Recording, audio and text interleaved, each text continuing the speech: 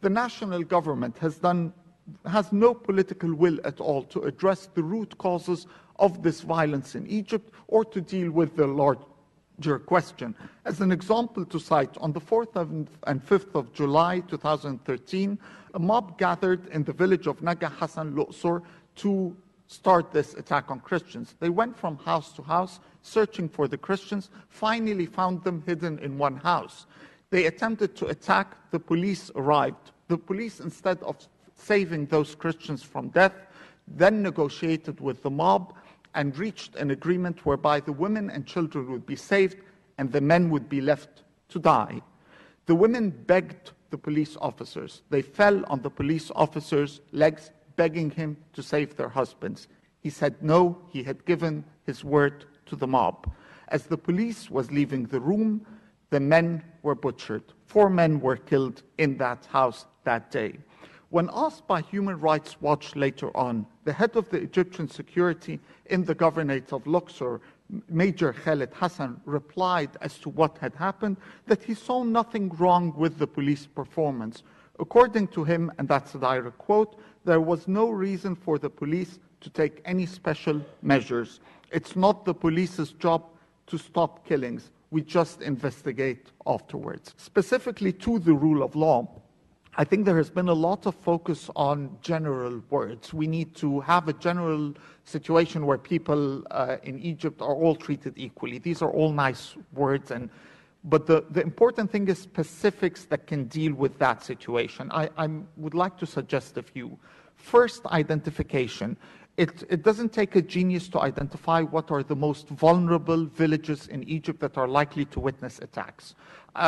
Experts on the situation of Christians in Egypt could have told you before the 14th of August that the governorate of Minya was likely to have the most attacks.